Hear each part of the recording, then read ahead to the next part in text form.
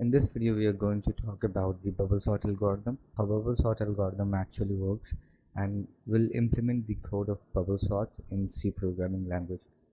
Let's say we have an array of length 5 and the elements in the array are as follows. Let's say we want to sort the array in increasing order.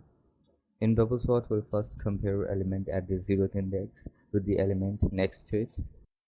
And since we want to sort the array in increasing order, we'll have the condition that if element at 0th index is greater than the element next to it, we'll swap their value. Here 4 is greater than 3, so we'll swap their value, and now our array look like this. Next, we'll compare element at the first index with the element at the second index. Again 4, which is at first index is greater than 2, so we'll swap their value. We'll continue doing this until we reaches the second last element of the array, that is 3. After the end of this iteration, you could observe that the largest element of the array, which is 4, is at its right position, that is the last index of the element. And now we'll move on to the second iteration. In the second iteration, we'll again start comparing element at 0th index with the element at the first index.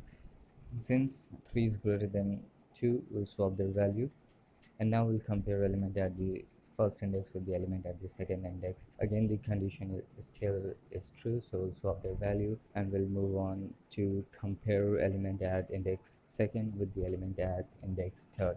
Again, the condition is true, so we'll swap their value. If you observe carefully, you'll see that 3 is also at its right position. Since 4 has already been sorted and 3 is now sorted, so we could conclude that the two last elements of the array is already sorted.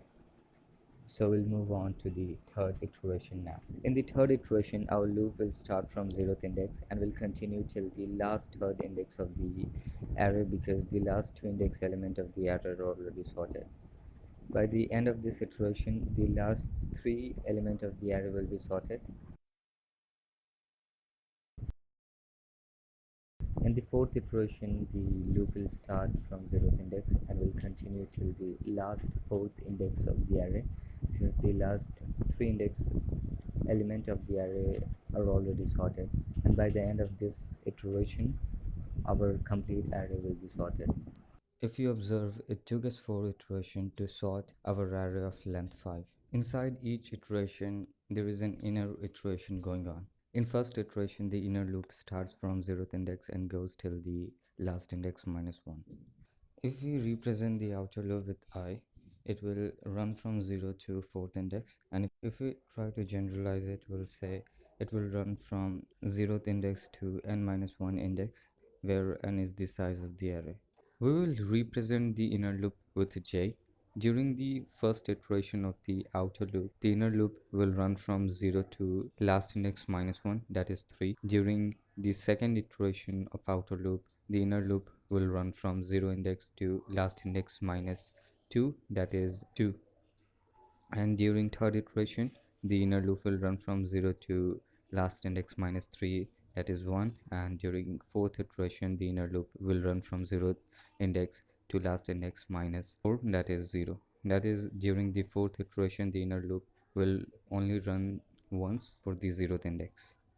And if we try to generalize it, the inner loop will run from 0 to n minus 1 minus I, because n minus 1 represents the last index, and we have to decrement the last index by the value of the outer iteration, that is I.